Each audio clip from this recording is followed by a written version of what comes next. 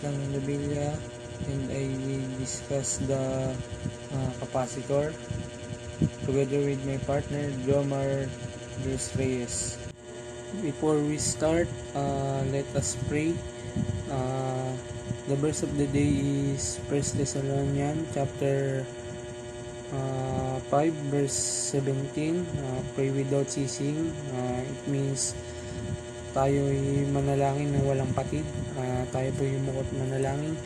Panginoon namin nasa langit, Diyos namin banal, dakila sa lahat. Panginoon, salamat po sa araw na ito na binigay mo sa amin, Panginoon, na binigyan mo kami ng opportunity na makapagturo, Panginoon. Panginoon, patawarin po kami sa aming mga nagawang kasalanan. Linisin mo po kami, Panginoon. Linisin mo po ang aming puso't isipan, Panginoon. Panginoon, mo kami ng katalinuhan, Panginoon, ng knowledge and wisdom upang maibahagi namin ng aming report, Panginoon, sa aming mga kaklase. Panginoon, bigyan mo po sila ng atensyon upang makinig at bigyan mo din sila ng karunungan, Panginoon, upang matutunan nila ang aming tuturo sa kanila. Kulang po ang aming dalangin sa pangalan ni Jesus. Amen. Our learning objective is identify what is capacitor. Number 2, learn what is the type and use of the capacitor. And number 3, how to test the and troubleshoot an capacitor. What is a capacitor? Capacitor is a two-terminal electrical device that can store energy in the form of an electric charge. It consists of two electrical conductors that are separated by a distance. The space between the conductors may be fulfilled by vacuum or with an insulating material known as a dielectric, which means mas magaan yung capacitor kaysa sa battery dahil mas mabilis itong kargahan kumpara sa battery. Now, we proceed the function of capacitor. What is the function of capacitor? Capacitor, device for storing electrical energy, consisting of two conductors in close proximity and insulated from each other. Simple example of such a storage device, the parallel plate capacitor. Ang function naman ng capacitor, dito naman ay imbak yung mga kuryente. Ginagamit ito sa mga machines or mga device.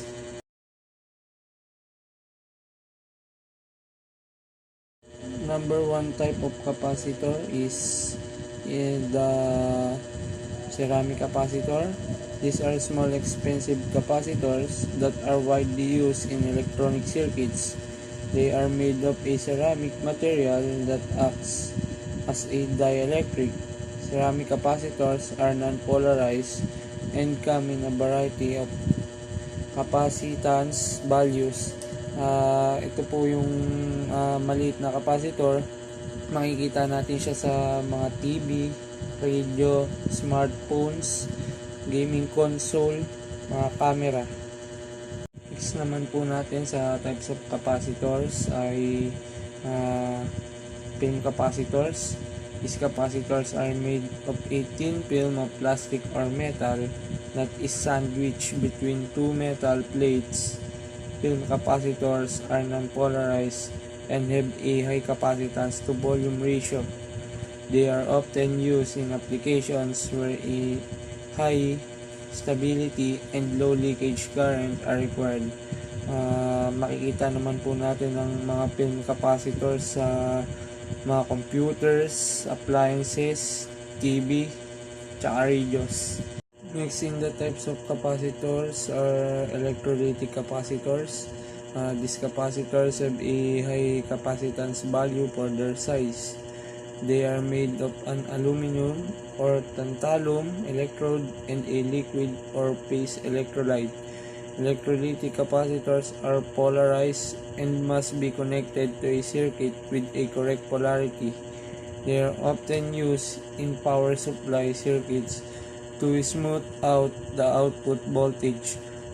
Makikita natin ang electrolytic Nakikita natin ito sa mga computer motherboards, sa mga power supplies, sa mga audio equipments, tsaka sa mga LED TVs. And lastly, the primer capacitors.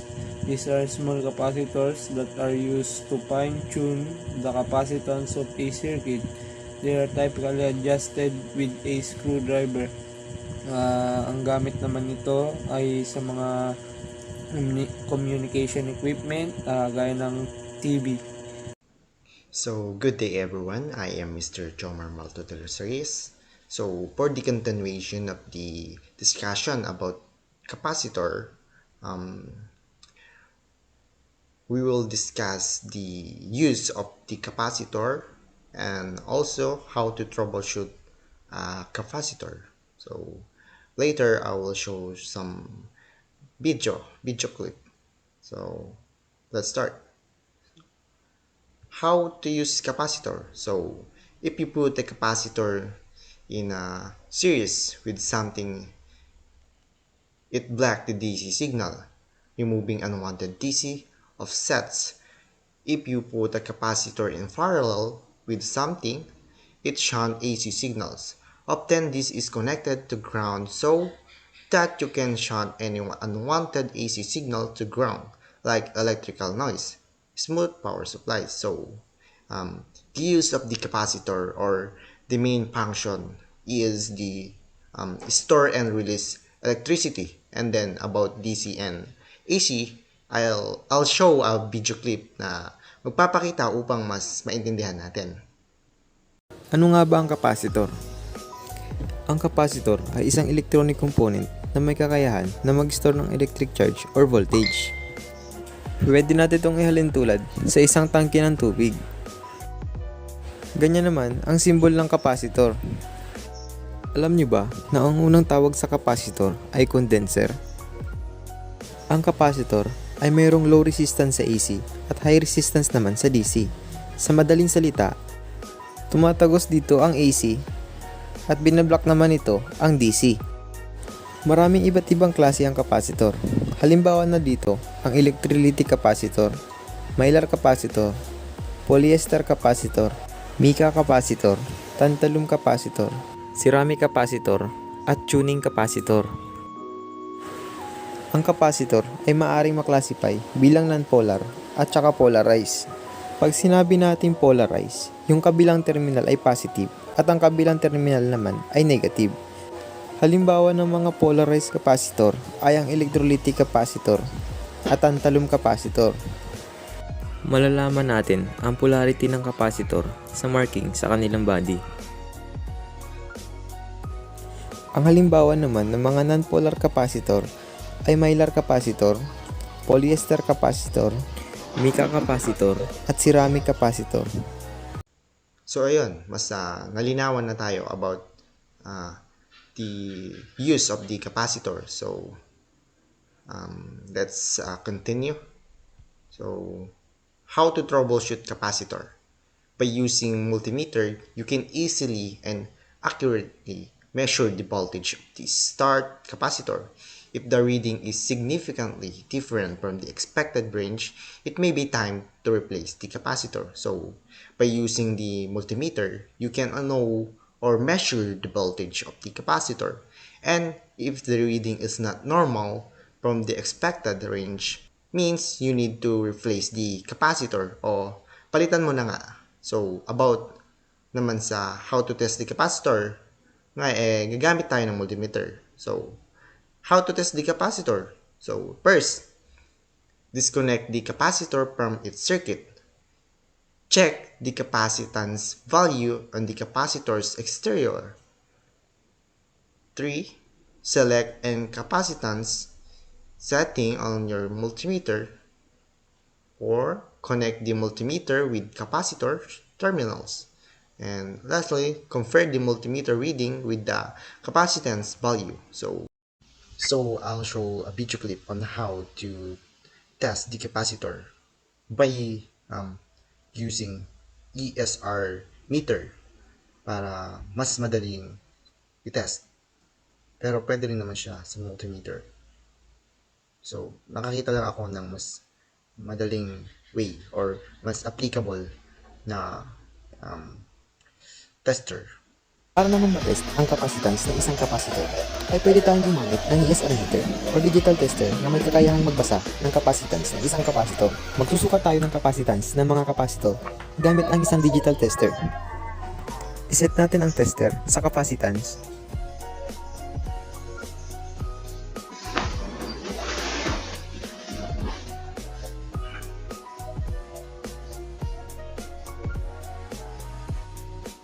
Ang una nating itetest ay itong electrolytic capacitor. Ang value niya ay 80 volt, 10,000 microfarad. Make sure na wala lang charge na voltahe ang capacitor dahil maaari nitong masira ang ating digital tester. Mainam na i-discharge muna ito bago ito i-test. Ang reading natin sa tester ay 10.46 millifarad o katumbas ng 10,460 microfarad. Ibig sabihin nito ay good pa ang capacitor. Ang sunod namang natin itetest na capacitor ay 2,200 microfarad, 50 volts.